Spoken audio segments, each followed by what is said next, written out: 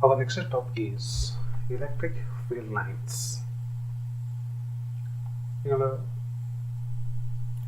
ചെറിയ ക്ലാസ്സിൽ magnetic field lines വരച്ചിട്ടുണ്ടാവും അല്ലേ? നോർത്ത് പോളും സൗത്ത് പോളൊക്കെ വെച്ചിട്ട് അത് ഞാൻ വരച്ചത് ഓർമ്മയുണ്ടായിരുന്നു. എന്താ ചെയ്യുന്നുള്ളത്? നമ്മളെടുത്തത് ഒരു ബാർ മാഗ്നറ്റ് വെച്ചു. ഈ ബാർ മാഗ്നറ്റിൻ്റെ ഇത് നോർത്താണ്, ഇത് സൗത്താണല്ലേ. നമ്മൾ ചെയ്ത കാര്യം ഇതിനടുത്ത് ഒരു കോമ്പസ് നീഡിൽ വെക്കുകയോ ചെയ്തു. അപ്പം എന്തായിരുന്നല്ലേ, കോമ്പസ് നീഡിലിൻ്റെ എയറോ മാർക്ക് ചെയ്യാനുണ്ടായിരുന്നു. അപ്പം നമ്മളതിൻ്റെ ഈ 2 പോയിന്റ്സ് നമ്മൾ എന്ത് ചെയ്തു? മാർക്ക് ചെയ്തു. പിന്നെ കോമ്പസ് നീഡിൽ ഇങ്ങോട്ടേക്ക് മാറ്റി വെച്ചു. അപ്പോൾ അതിൻ്റെ എയറോ മാർക്ക് ഇവിടെയാണ്, എയറോ മാർക്ക് ചെയ്തു. പിന്നെ ഇങ്ങോട്ടേക്ക് മാറ്റി വെച്ചു. അപ്പോൾ എയറോ മാർക്ക് ഇവിടെയായിരുന്നു എല്ലാം ചെയ്തു. എന്നിട്ട് ഈ പോയിന്റ്സ് ഒക്കെ, അതായത് ഈ കാണിക്കുന്ന നമ്മൾ നേരത്തെ ഈ നോർത്ത് പോൾ മാർക്ക് ചെയ്ത ഈ പോയിന്റ്സ് ഒക്കെ നമ്മൾ എന്ത് ചെയ്തു? കണക്ട് ചെയ്തു. അങ്ങനെ കണക്ട് ചെയ്തിട്ടാണ് നമുക്ക് ഇങ്ങനെ ഡയഗ്രം കിട്ടിയത്. ഓർമ്മ ഉണ്ടായിരുന്നല്ലോ, നോർത്ത് പോളിൽ ഇങ്ങനെ പോയിട്ട് എന്ത് ചെയ്തത്? സൗത്ത് പോളിൽ ഇങ്ങനെ വന്നു. അങ്ങനെയല്ലേ അല്ലേ മാഗ്നറ്റിക് ഫീൽഡ് ലൈൻസ്? ശരിക്കും ഈ മാഗ്നറ്റിക് ഫീൽഡ് ലൈൻസ് എന്തിനാണ് റെപ്രസെന്റ് ചെയ്യുന്നത്? നിങ്ങൾ വരച്ച പ്രകാരമാണെങ്കിൽ നമ്മൾ അതിൻ്റെ കോമ്പസ് നീഡിലിൻ്റെ നോർത്ത് പോളിൻ്റെ ഡയറക്ഷനാണ് ഇത് കാണിക്കുന്നത് അല്ലേ? ഇത് പറഞ്ഞാൽ ഈ മാഗ്നറ്റിക് ഫീൽഡ്, ഈ മാഗ്നറ്റ് ഉണ്ടാകുന്ന മാഗ്നറ്റിക് ഫീൽഡിൽ നിങ്ങൾ നോർത്ത് പോൾ വെച്ച് കഴിഞ്ഞാൽ ആ നോർത്ത് പോൾ എങ്ങനെ മൂവ് ചെയ്യും, ആ മൂവ് ചെയ്ത ഡയറക്ഷനെയാണ് ഈ മാഗ്നറ്റിക് ഫീൽഡ് ലൈൻസ് കാണിച്ചത്. അതേപോലെ നമ്മൾ ചാർജിൻ്റെ കേസ് ആണെങ്കിൽ നോക്കിയോ, നമ്മുടെ ഒരു പോസിറ്റീവ് ചാർജ് എടുക്കുകയാണ്. ഒരു സോഴ്സ് ചാർജ്, ക്യൂ എന്ന സോഴ്സ് ചാർജ് അല്ലേ, പ്ലസ് ക്യൂ എന്ന ചാർജ് പോസിറ്റീവ് ചാർജാണ്. ശരിയാണ്. പിന്നെ ഈ പോസിറ്റീവ് ചാർജ് ഉണ്ടാക്കുന്ന ഫീൽഡിൻ്റെ അടുത്ത് ഒരു ഫ്രീ ആയിട്ട് മൂവ് ചെയ്യാൻ പറ്റുന്ന ഒരു വേറെ പോസിറ്റീവ് ചാർജിനെ വെക്കുക. സെക്കൻഡ് ചാർജ് എന്ന് പറഞ്ഞാൽ ഒരു ഫ്രീ ചാർജാണ്. എന്താ ഫ്രീ ചാർജിന്റെ മീനിങ്? ഫ്രീ ചാർജ് എന്ന് വെച്ചാൽ ഈ ചാർജിന്, നിങ്ങൾ രണ്ടാമത് എടുത്തിരിക്കുന്ന ഈ ചാർജിന് ഏത് ഡയറക്ഷനിലാണോ ഈ ചാർജിന്റെ മുകളിൽ ഫോഴ്സ് ആക്ട് ചെയ്യുന്നത്, ആ ഡയറക്ഷനിൽ ഈ ചാർജിന് മൂവ് ചെയ്യാൻ പറ്റും. ഓക്കെ, അതാണ് ഫ്രീ ചാർജ്. നമ്മൾ ഫ്രീ ഇലക്ട്രോൺസ് ഒക്കെ പഠിച്ചിട്ടുണ്ട്, ഫ്രീ ആയിട്ട് നിൽക്കുന്ന ഇലക്ട്രോൺസ്. അപ്പം അങ്ങനെയാണെങ്കിൽ ഈ പോസിറ്റീവ് ചാർജ് ഇപ്പോഴും ഇവിടുന്ന് എങ്ങോട്ടേക്കാണ് മൂവ് ചെയ്യാൻ ചാൻസ് ഉള്ളത്? അയ്യോ, ഇവിടെയുള്ള ഈ പോസിറ്റീവ് എന്ത് ചെയ്യും? റിപ്പൽ ചെയ്യും അല്ലേ? അപ്പോൾ റിപ്പൾസീവ് ഫോഴ്സ് ഇതിൻ്റെ മുകളിൽ ഏത് ഡയറക്ഷനാണ്? ഈ ഡയറക്ഷനിൽ ആക്ട് ചെയ്യുന്നുണ്ടാവുക. അപ്പോൾ അങ്ങനെയാണെങ്കിൽ ഈ ഡയറക്ഷൻ റിപ്പൾസീവ് ഫോഴ്സ് ആക്ട് ചെയ്യുമ്പോൾ ഈ പോസിറ്റീവ് ചാർജ് എങ്ങനെ മൂവ് ചെയ്യും? ഇതേ ഡയറക്ഷൻ ഇങ്ങോട്ടേക്ക് മൂവ് ചെയ്യില്ലേ? ശരിയല്ലേ?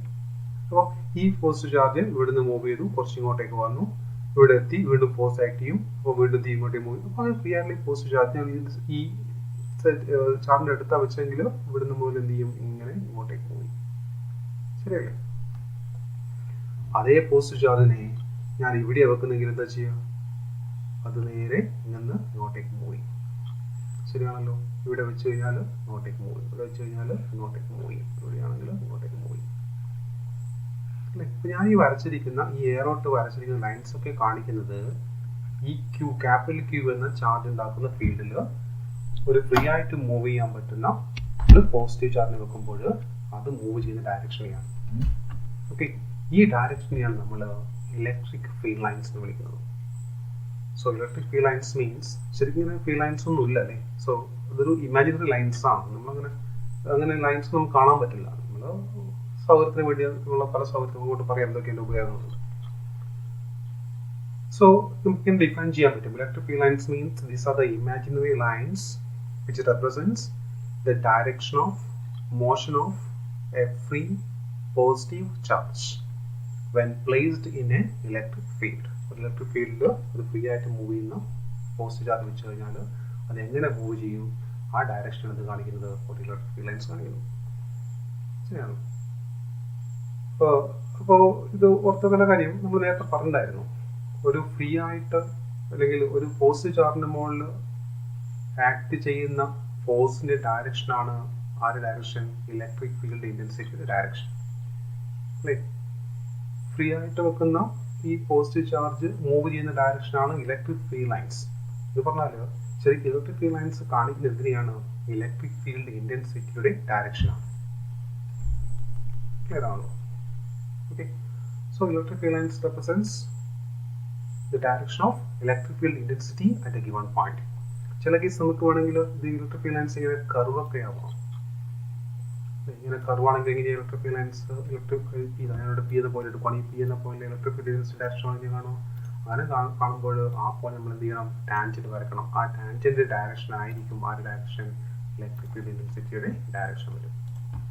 ഇപ്പോൾ കർവിന്റെ കേസ് ആണെങ്കിൽ ഓർത്ത് നോക്കുക, ആ പോലെ നമ്മൾ വരക്കുന്ന ടാൻജന്റ് ആയിരിക്കും ഫീൽഡിന്റെ ഡയറക്ഷൻ. ശരിയാണല്ലോ. അപ്പം ഇതാണ് ഒരു പോസിറ്റീവ് ചാർജിന്റെ കേസിൽ ഇതാണ് ഇത് വരുന്നത്, ഇലക്ട്രിക് ഫീൽഡ് ലൈൻസ് ഷേപ്പ് വരുന്നത്. ഇത് ഞാനൊരു നെഗറ്റീവ് ചാർജ് എടുക്കുന്നെങ്കിലോ ഒരു ഐസൊലേറ്റഡ് നെഗറ്റീവ് ചാർജ് ആണെന്ന് വിചാരിച്ചു. മീൻസ് നെഗറ്റീവ് ചാർജ് മാത്രമേ വേറെ ഒന്നുമില്ല. അങ്ങനെയാണെങ്കിൽ ഇതിന്റെ ഫീൽഡ് ലൈൻസ് വരയ്ക്കുക. ഫീൽഡ് ലൈൻസ് വരയ്ക്കുക നമ്മൾ എന്ത് ചെയ്യണം, ഒരു ഫ്രീ ആയിട്ട് വെക്കുന്ന പോസ്റ്റ് ചാർജ് ആണ് വെക്കണം അല്ലേ. ആ പോസ്റ്റ് ചാർജ് നെഗറ്റീവ് എന്ത് ചെയ്യും, അട്രാക്ട് ചെയ്യും. അപ്പോൾ ഇത് എങ്ങോട്ടേക്ക് മൂവ് ചെയ്യും, ഈ ഡയറക്ഷനിലേക്ക് മൂവ് ചെയ്യും. അപ്പോൾ ഇതായിരിക്കും ഇലക്ട്രിക് ഫീൽഡ് ലൈൻസിന്റെ ഡയറക്ഷൻ. അപ്പോൾ ഏറോ മാർക്ക് വളരെ ഇമ്പോർട്ടൻ്റ് ആണ്.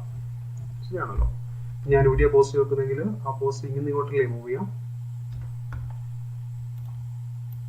ആ പോസ്റ്റ് അത് മൂവ് ചെയ്യുന്നത് ഇങ്ങനെ ഇവിടെ വെച്ച് കഴിഞ്ഞാൽ അത് മൂവ് ചെയ്യുന്നുണ്ടാവും ഇങ്ങനെ ഇങ്ങോട്ടേക്കായിരിക്കും. ശരിയല്ലേ. ഇവിടെയാണെങ്കിൽ ഇങ്ങനെ ഇങ്ങോട്ടേക്കായിരിക്കും. ഇവിടെ വെച്ച് കഴിഞ്ഞാൽ അത് ഇങ്ങനെ ഇങ്ങോട്ടേക്കാണ്. ക്ലിയർ. അപ്പം നെഗറ്റീവ് ചാർജ് കേസ് ആണെങ്കിൽ ഫീൽഡ് ലൈൻസ് എപ്പോഴും എന്താ ചെയ്യുക, നെഗറ്റീവ് ചാർജിലേക്ക് വരിക ചെയ്യുക. പോസിറ്റീവ് ചാർജിന്റെ കേസ് ആണെങ്കിൽ ഫീൽഡ് ലൈൻസ് എപ്പോഴും എന്താ ചെയ്യുക, പോസിറ്റീവ് ചാർജിന് അകന്ന് പോവുക ചെയ്യും. ശരിയാണല്ലോ. അപ്പോൾ നമുക്ക് ഇങ്ങനെ പറയാം, electric field lines always starts from the positive charge and ends or terminate at the negative charge and ends at the negative charge. Okay, ശരി. ഇനിയും നമുക്ക് ഒരുപാട് പ്രോപ്പർട്ടീസ് ഇലക്ട്രിക് ഫീൽഡ് ലൈൻസിനെ നമുക്ക് പറയാൻ പറ്റും. ഒന്ന് നമ്മളിപ്പം പറഞ്ഞു, ഇത് ഇലക്ട്രിക് ഫീൽഡ് ഇന്റൻസിറ്റിയെ കാണിക്കുന്ന ഇമാജിനറി ലൈൻസ് ആണ്, അല്ലെങ്കിൽ ഒരു unit positive charge electric field വെച്ച് കഴിഞ്ഞാൽ അത് മൂവ് ചെയ്യുന്ന ഡയറക്ഷൻ കാണിക്കുന്ന ലൈൻസ് ആണ്. ഓക്കെ, വേറെ പ്രോപ്പർട്ടി പറഞ്ഞത് അത് എപ്പോഴും പോസിറ്റീവ് ചാർജിൽ നിന്ന് സ്റ്റാർട്ട് ചെയ്യും, പിന്നെ എന്ത് ചെയ്യുന്നു, നെഗറ്റീവ് ചാർജ് കൊണ്ടുപോയിട്ട് ടെർമിനേറ്റ് ചെയ്യും. ശരിയാണല്ലോ. ഒരു പോസിറ്റീവ് ചാർജ് സ്റ്റാർട്ട് ചെയ്യുന്ന ഈ ഫീൽഡ് ഒരിക്കലും ചുറ്റിക്കറങ്ങി ഈ പോസിറ്റീവ് തന്നെ വരാൻ പറ്റില്ല. ഒരാളൊരു ക്ലോസ്ഡ് ലൂപ്പ് ഇവിടെ പോസിബിൾ അല്ല. നമുക്കറിയാം, ഒന്ന് സ്റ്റാർട്ട് ചെയ്തിട്ട് എന്താ ചെയ്യുന്നത്, പിന്നെ എന്ത് ചെയ്യണമെങ്കിൽ നെഗറ്റീവിലേക്ക് പോകാൻ പറ്റും. അപ്പോൾ ഒരു ക്ലോസ്ഡ് ലൂപ്പ് ഒരിക്കലും എന്ത് ചെയ്യില്ല, ഫോം ചെയ്യാറില്ല. പിന്നെ വേറെ പ്രോപ്പർട്ടി നമുക്ക് അതിൽ പറയാനുള്ളത്, ഈ ഫീൽഡ് ലൈൻസ് ഒരിക്കലും ഇന്റർസെക്ട് ചെയ്യാൻ പാടില്ല എന്നുള്ളതാണ്. അതായത് നോക്കിയോ, ഞാൻ ഇങ്ങോട്ട് ഒരു ഫീൽഡ് പോകുന്നു, ഫീൽഡ് ലൈൻസ് പോകുന്നു, ഇങ്ങോട്ട് വേറെ ഫീൽഡ് ലൈൻസ് പോകും. ഇവിടെ രണ്ടുപേരും കൂട്ടിമുട്ടുന്നില്ലേ? അങ്ങനെ ഒരിക്കലും കൂട്ടിമുട്ടാൻ പറ്റില്ല. എന്തുകൊണ്ട്? പി എന്ന പോയിന്റിൽ ഇലക്ട്രിക് ഫീൽഡ് ലൈൻസിന് ഇന്റർസെക്ട് ചെയ്യാൻ പറ്റില്ല. കാരണം എന്താ ചോദിച്ചാൽ, നമ്മളിപ്പോൾ പറഞ്ഞു ഇലക്ട്രിക് ഫീൽഡ് ലൈൻസ് കാണിക്കുന്നത് ആരെയാണ്, ഇലക്ട്രിക് ഫീൽഡ് ഇന്റൻസിറ്റിയുടെ ഡയറക്ഷനെയാണ്. രണ്ട് ഫീൽഡ് ലൈൻസ് ഒരു പോയിന്റ് കൂട്ടിമുട്ടുമെന്ന് പറഞ്ഞാൽ ആ പോയിന്റ് ഇലക്ട്രിക് ഫീൽഡ് ഇന്റൻസിറ്റിക്ക് രണ്ട് ഡയറക്ഷൻ ഉണ്ടാവാം. ഒന്നുകിൽ ഇങ്ങോട്ടാവാം അല്ലെങ്കിൽ ഇങ്ങോട്ടേക്കാവാം. ഇലക്ട്രിക് ഫീൽഡ് ഇന്റൻസിറ്റി എന്ന് പറഞ്ഞാൽ വെക്ടർ ക്വാണ്ടിറ്റിയാണ്. അതൊരു പോയിന്റ് ഒറ്റ ഡയറക്ഷൻ മാത്രമേ ഉണ്ടാവാൻ പാടുള്ളൂ. അതുകൊണ്ട് തന്നെ എന്ത് ചെയ്യാൻ പറ്റില്ല, രണ്ട് ഫീൽഡ് ലൈൻസ് ഒരു പോയിന്റിൽ ഇന്റർസെക്ട് ചെയ്യാൻ പറ്റില്ല. ശരി, അടുത്ത പ്രോപ്പർട്ടി. ഈ അടുത്ത പ്രോപ്പർട്ടി ശ്രദ്ധിച്ചോളെ. ഇലക്ട്രിക് ഫീൽഡ് ലൈൻസിന്റെ സ്ട്രെങ്ത് അല്ലെങ്കിൽ ഇലക്ട്രിക് ഫീൽഡ് ലൈൻസ് എപ്പോഴും നമുക്ക് ഇലക്ട്രിക് ഫീൽഡ് ഇന്റൻസിറ്റിയുടെ സ്ട്രെങ്ത് കാണിക്കാൻ വേണ്ടി നമുക്ക് യൂസ് ചെയ്യാൻ പറ്റാറുണ്ട്. അതായത് നോക്കിക്കോളെ, ഞാനിപ്പം ഒരുപാട് ഫീൽഡ് ലൈൻസ് ഇവിടെ വരച്ചല്ലോ. ഒന്ന് വരച്ചു, അടുത്ത ഫീൽഡ് ലൈൻസ് വരക്കണേ, നെക്സ്റ്റ് ഫീൽഡ് ലൈൻസ്, ഒരുപാട് ഫീൽഡ് ലൈൻസ് ഞാൻ ഇവിടെ വരക്കുക. നിങ്ങൾക്കറിയാം, നമ്മൾ ഇതിന്റെ അടുത്ത് പോവുകയാണെങ്കിൽ, ചാർജിന്റെ അടുത്തേക്കാണ് നമ്മൾ വരുന്നതെങ്കിൽ ഈ റീജിയനിൽ ഇലക്ട്രിക് ഫീൽഡ് സ്ട്രെങ്ത് കൂടുതലായിരിക്കും. നിങ്ങൾ പഠിച്ചിട്ടുണ്ട്, ഡിസ്റ്റൻസ് കൂടുന്തോറും ഫീൽഡ് സ്ട്രെങ്ത് എന്താ ചെയ്യുക, കുറയുക ചെയ്യുക. Inversely proportional to square of distance പഠിച്ചിട്ടുണ്ട്. അപ്പോൾ ഞാനിവിടെ എ എന്നൊരു പോയിന്റ് എടുക്കുന്നു. ഈ എ എന്ന പോയിന്റിൽ നമുക്ക് ഫീൽഡ് സ്ട്രെങ്ത് കൂടുതലായിരിക്കും. കാരണം ആ പോയിന്റ് ചാർജിന് അടുത്താണ്. ഞാൻ ഇവിടെ വേറെ ബി എന്ന പോയിന്റ് എടുക്കുകയാണ്, അവിടെ ഫീൽഡ് സ്ട്രെങ്ത് കുറവാണ്. ഇതേ സാധനം നമുക്ക് ഇങ്ങനെ ഇലക്ട്രിക് ഫീൽഡ് ലൈൻസ് വെച്ചിട്ട് പറയാനുള്ളതാണ്. അത് പറയാനുള്ള മറ്റൊരു ചോദിച്ചാൽ ഞാൻ ഇവിടെ ചെറിയൊരു ഏരിയ എടുക്കുകയാണ്, ഒരു സ്ക്വയർ. അതിനുള്ള കൂടി കടന്നു പോകുന്ന ഫീൽഡ് ലൈൻസിന്റെ എണ്ണം എണ്ണി നോക്കി എത്ര ഉണ്ട്, 1, 2, 3 ഉണ്ട്. ഇതേ പ്ലേറ്റ് ഞാൻ ബി എന്ന പോയിന്റ് കൊണ്ടുവെക്കുമ്പോൾ ഇതേ പ്ലേറ്റ് തന്നെയാണ്, സെയിം ഏരിയ ആയിരിക്കും. അത് കടന്നു പോകുന്ന ഫ്രീ ലൈൻസ് എത്ര മാത്രമേ ഉള്ളൂ, ഇത് മാത്രമേ ഉള്ളൂ. നിങ്ങൾ ഇതിനൊക്കെ നീട്ടിക്കഴിഞ്ഞാൽ ഇതിങ്ങനെ പോവുകയുള്ളൂ, ഇതിങ്ങനെ അങ്ങോട്ട് പോവുകയുള്ളൂ. ചെയ്യോ? ഇല്ല, ഇത് നീട്ടിക്കഴിഞ്ഞാൽ ഇങ്ങനെ പോവുകയുള്ളൂ. അപ്പോൾ ബി എന്ന പോയിന്റിൽ വെക്കുന്ന പ്ലേറ്റിൽ കൂടി കടന്നു പോകുന്ന ഫ്രീ ലൈൻസിന്റെ എണ്ണം കുറവാണ് എന്ന് പറഞ്ഞാൽ ആ പോയിന്റ് ഫീൽഡ് സ്ട്രെങ്ത് കുറവാണ്. എ എന്ന പോയിന്റിൽ വെച്ച ഫ്രീ ലൈൻസിന്റെ എണ്ണം എന്താണ്? കൂടുതലാണ്. ആ പോയിന്റ് ഫീൽഡ് സ്ട്രെങ്ത് കൂടുതലാണ്. സോ നമ്മുടെ കൺക്ലൂഷൻ ആണ്, electric free lines indicates the electric field strength in the given region. If the free lines are closer, okay, A in the point free lines are closed on. If the free lines are closer, in that region field strength will be more. If the free lines are wider, a region, B in the region, in that region field strength will be less. Okay, so electric free lines electric field സ്ട്രെങ്തിനെ കുറിച്ച് നമുക്കൊരു idea തരാറുണ്ട്. Clear? ഇനി അടുത്തൊരു property നമുക്ക് പറയാനുള്ളത്, ഈ electric field lines എപ്പോഴും നിങ്ങൾ സർഫസിന് പെർപെൻഡിക്കുലർ ആയിരിക്കുന്നതാണ്. അതായത് ഞാനിപ്പം ഒരു കണ്ടക്ടർ എടുക്കുവാണ്, ഇതായിക്കോട്ടെ, ഒരു സ്പെറിക്കൽ കണ്ടക്ടർ. ഫ്രീ ലൈൻസ് വരച്ചു കഴിഞ്ഞാൽ വരക്കുമ്പോൾ ശ്രദ്ധിക്കേണ്ടത് എപ്പോഴും ഫ്രീ ലൈൻസ് ഈ സർഫസിന് പെർപെൻഡിക്കുലർ ആയിരിക്കും. എന്തുകൊണ്ടാണ് ഇലക്ട്രിക് ഫീൽഡ് ലൈൻസ് കണ്ടക്ടറിന്റെ സർഫസിന് പെർപെൻഡിക്കുലർ ആയിരിക്കണം എന്ന് നിർബന്ധം പറയുന്നത്? സപ്പോസ് ഇത് പെർപെൻഡിക്കുലർ അല്ല എന്ന് വിചാരിച്ചു. സപ്പോസ് നിങ്ങൾ ഫീൽഡ് ആക്ട് ചെയ്യുന്നത് ഈ ഡയറക്ഷൻ ആണെന്ന് വിചാരിച്ചു, ഇത് 90 ഡിഗ്രി അല്ല, പകരം ഫീൽഡ് ലൈൻസ് ആക്ട് ചെയ്യുന്നത് നമുക്ക് വേണമെങ്കിൽ ഇങ്ങനെ എടുക്കാനോ, ഈ ഡയറക്ഷൻ ആണ് electric field strength. Field lines എങ്ങനെയാണെങ്കിൽ നിങ്ങൾക്ക് അറിയാം, ഇലക്ട്രിക് ഫീൽഡ് ഇന്റൻസിറ്റി മാറ്റർ അത് ഡയറക്ഷൻ ആയിരിക്കും അല്ലേ. സപ്പോസ് ഇത് ഉണ്ടാക്കുന്ന ആംഗിൾ, നിങ്ങളെ സർഫസ് പറ്റുന്ന ആംഗിൾ തീറ്റാന്ന് വിചാരിച്ചു. Electric field intensity vector quantity ആണെന്നറിയാമോ? എനിക്ക് രണ്ട് കഷണങ്ങൾ സ്പ്ലിറ്റ് ചെയ്യാൻ പറ്റുള്ളൂ. നിങ്ങൾക്ക് ഇങ്ങോട്ടൊരു കോമ്പണന്റ് കിട്ടും, ഇങ്ങോട്ടേക്ക് വേറെ കോമ്പണന്റ് കിട്ടും. നിങ്ങൾ പഠിച്ചിട്ടുണ്ട്, ഇങ്ങോട്ട് കിട്ടുന്ന കോമ്പണന്റ് എന്തായിരിക്കും? അത് ഈ സൈൻ തീറ്റ ആയിരിക്കും. ഇങ്ങോട്ട് കിട്ടുന്ന കോമ്പണന്റ് എന്തായിരിക്കും? ഇങ്ങോട്ട് കിട്ടുന്ന കോമ്പണന്റ് എന്ന് പറഞ്ഞാൽ എനിക്കിവിടെ വരക്കാൻ ബുദ്ധിമുട്ടായതുകൊണ്ടാണ് ശരിക്കും ഇനി ഉണ്ടാവുന്നത് ഈ സർഫസിന്റെ ഡയറക്ഷനൊക്കെ ആയിരിക്കുമേ.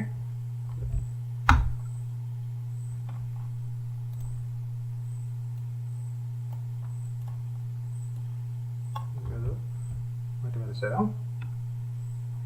ഇതാണ് നമ്മുടെ സർഫസ്, ഇതാണ് ആംഗിൾ തീറ്റ അല്ലേ. ഞാൻ സ്പ്ലിറ്റ് ചെയ്യുന്നത് ഒന്ന്, ഒരു കോമ്പണന്റ് വരക്കാൻ ബുദ്ധിമുട്ടുണ്ട്, ഒരു കോമ്പണന്റ് ഇങ്ങോട്ടാണ്, അടുത്ത കോമ്പണന്റ് പെർപെൻഡിക്കുലറാണ്.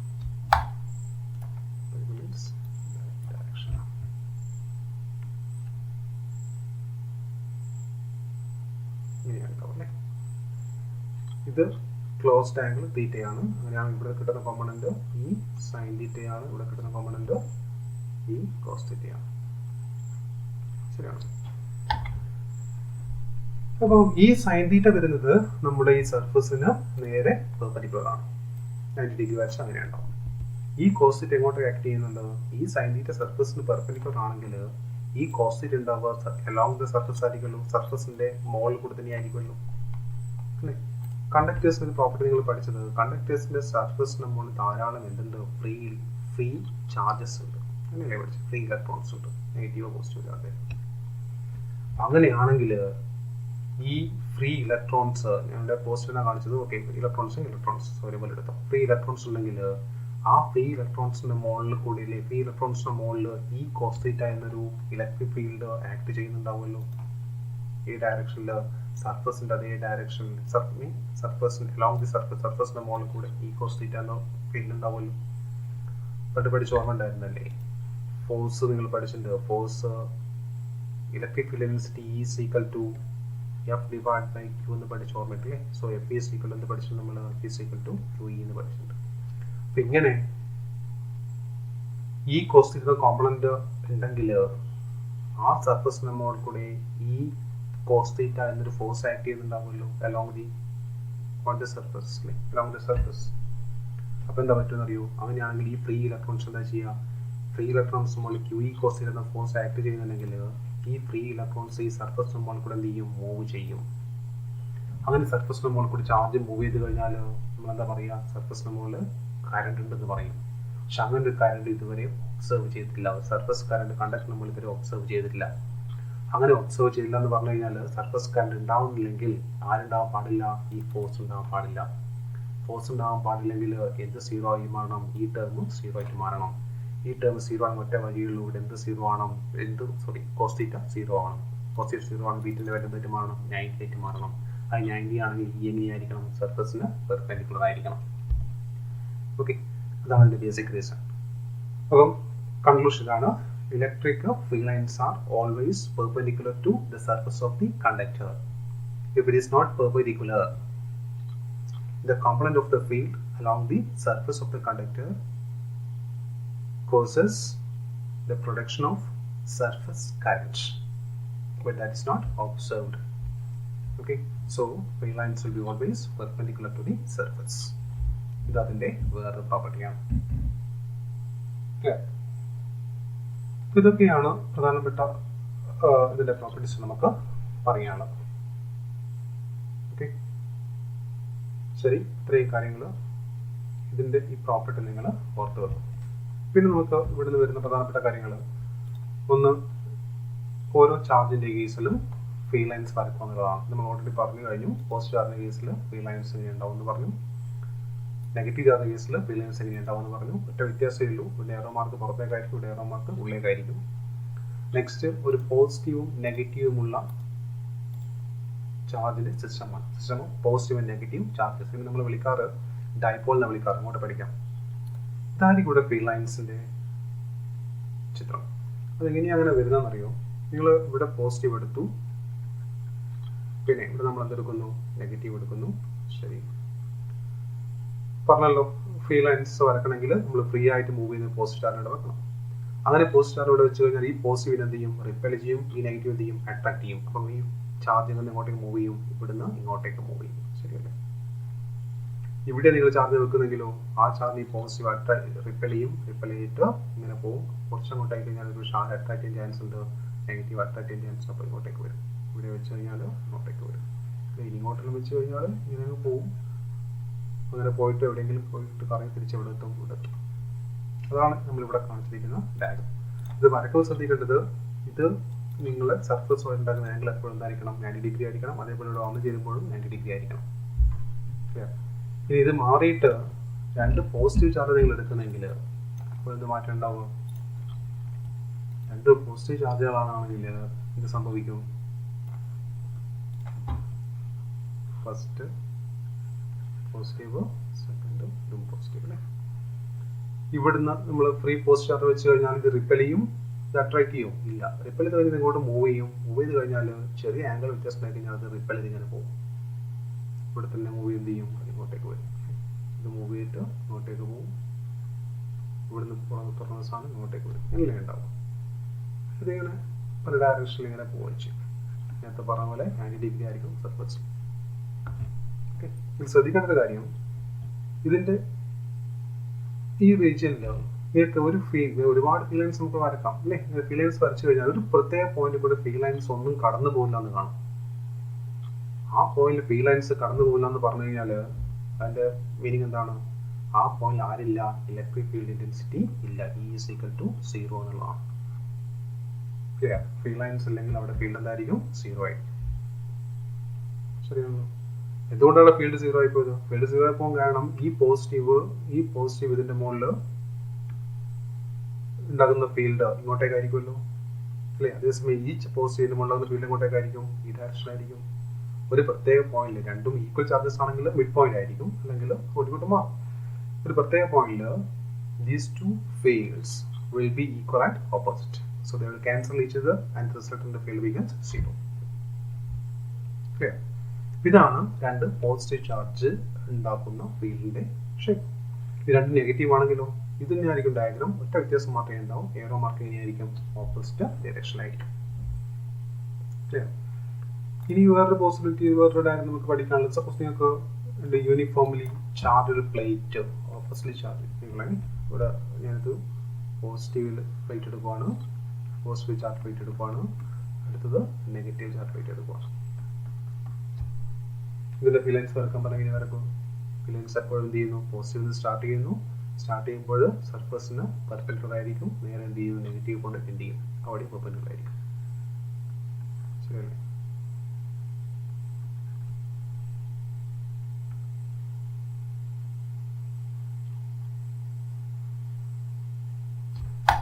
ഇങ്ങനെയായിരിക്കും ഫീൽഡ് ലൈൻസ് ഉണ്ടാവും. ശരിയല്ലേ?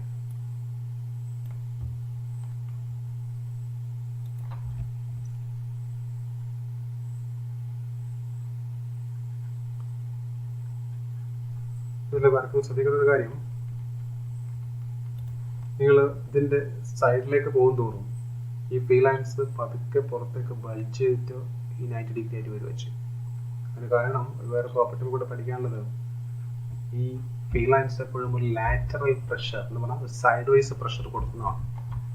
ഓക്കെ, ഒരു സൈഡ് വൈസ് പ്രഷർ ഇതിൻ്റെ മുകളിൽ കൊടുക്കുന്നത് കൊണ്ടാണ് ഈ ഫീൽഡ് ലൈൻസ് എന്ത് ചെയ്യുന്നത്, പുറത്തേക്ക് തള്ളി നിൽക്കുന്നത്. പിന്നെ വേറെ ഓർത്ത് വെക്കുക, ഈ uniformly and opposite charge plates, ശരിയല്ലേ? ഈ പ്ലേറ്റ്സിൻ്റെ ഈ മിഡ് റീജിയൻ നിങ്ങൾ എടുത്തു കഴിഞ്ഞാൽ, അതായത് രണ്ടിൻ്റെ ഇടയിൽ ഈ ഭാഗം നിങ്ങൾ എടുത്തു കഴിഞ്ഞാൽ, നിങ്ങൾ എവിടെ പ്ലേറ്റ് കൊണ്ടുവച്ച് കഴിഞ്ഞാൽ നമുക്ക് കാണാൻ പറ്റും, ആ പ്ലേറ്റ് അത് അങ്ങോട്ട് ഇങ്ങോട്ട് നീക്കി കഴിഞ്ഞാൽ നിങ്ങൾ ഇവിടെ ആവാം അല്ലെങ്കിൽ മുകളിലാവാം, ഈ പ്ലേറ്റ് കൂടി കടന്നു പോകുന്ന ഫീൽഡ് ലൈൻസിൻ്റെ എണ്ണം എന്താണ്, ഈക്വൽ ആണെന്ന് പറഞ്ഞാൽ ഈ രണ്ടിൻ്റെ ഇടയിൽ ആര് സെയിം ആയിരിക്കും, ഫീൽഡ് സ്ട്രെങ്ത് സെയിം ആയിരിക്കും. ഓക്കെ, അങ്ങനെ ഫീൽഡ് സ്ട്രെങ്ത് സെയിം ആണെങ്കിൽ നമ്മൾ അതിനെ വിളിക്കാറ് യൂണിഫോം ഫീൽഡ് എന്നാണ്.